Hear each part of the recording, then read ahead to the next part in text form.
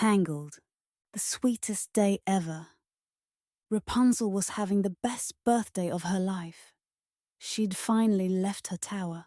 She and her chameleon Pascal had made some new friends, like Flynn, the well-meaning thief, and Maximus, the noble horse. And in a few hours, she'd get to see the floating lanterns she'd always wondered about. Before the lanterns, they had time to explore the kingdom of Corona.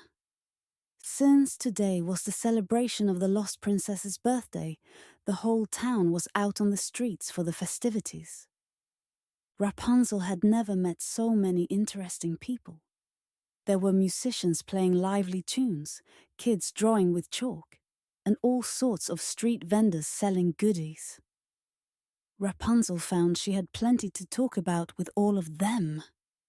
"Hello there," called a man behind a fruit stand. "Crispy, delicious apples? They're straight from my farm." Rapunzel bounded over to greet him. "They certainly look tasty," she said. "What's it like owning a farm?" Further down the street, Rapunzel struck up conversation with another street vendor.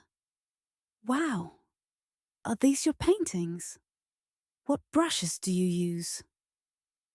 "I know a fellow artist when I see one," the painter said. And the two started chatting like old friends.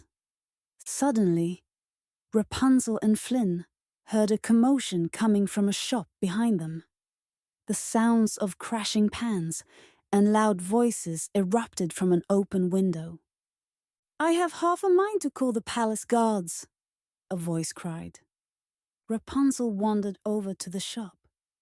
"Hey, it's a bakery," Rapunzel said, noticing the sign outside. She headed for the door. What was that about palace guards?"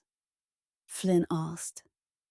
He knew the guards weren't that good at hunting him down, but he didn't want to walk straight into their arms.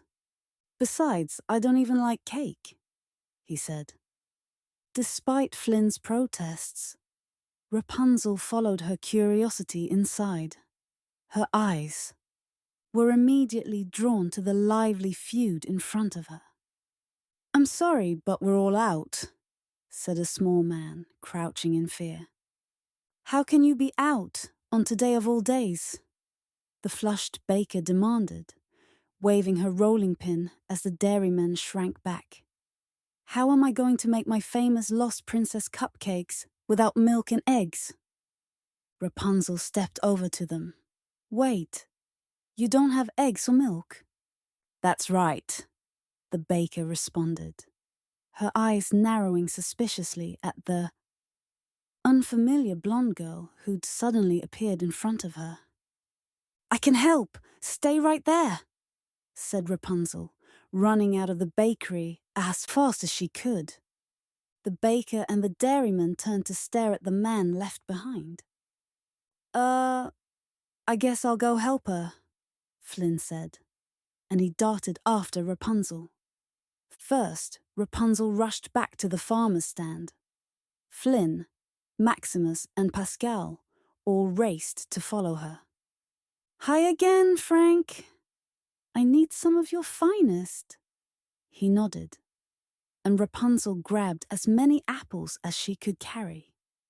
Then she stopped by the artist. "You don't have any unused paintbrushes you could spare, do you, Felix?" Rapunzel asked. Soon girl, boy, horse, and chameleon were back at the bakery, their goods in tow. The baker showed Rapunzel into the kitchen, curious about what the girl was going to suggest. She was so intrigued that she didn't think twice about the large horse and bright chameleon peeking into her shop. "You don't need eggs or milk," Rapunzel announced, pulling out some pots and pans. "You can use applesauce." "Applesauce," repeated the baker. "Yep," Rapunzel said, and she taught the baker her favorite way of quickly whipping some applesauce up. In no time, golden fluffy cupcakes were cooling on the counter. And now to add a little pizzazz, Rapunzel said. She grabbed one of the borrowed paintbrushes and started decorating the cupcakes with bright, colourful icing. The baker inspected Rapunzel's work with admiration. "You saved the day," the baker said.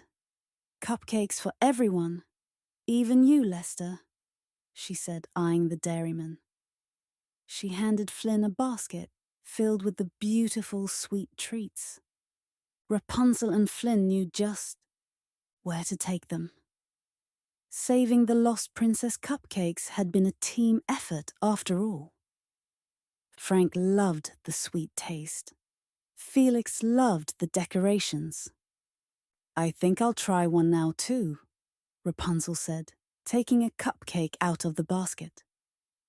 Suddenly, Flynn jumped, his eyes wide. "Run!" he shouted. Rapunzel turned to see a throng of guards heading in their direction. She squealed and they sprinted away, darting through the crowd. Finally, they found a hidden corner, holding their breath as they watched the guards run past them. When the coast was clear, they burst out laughing.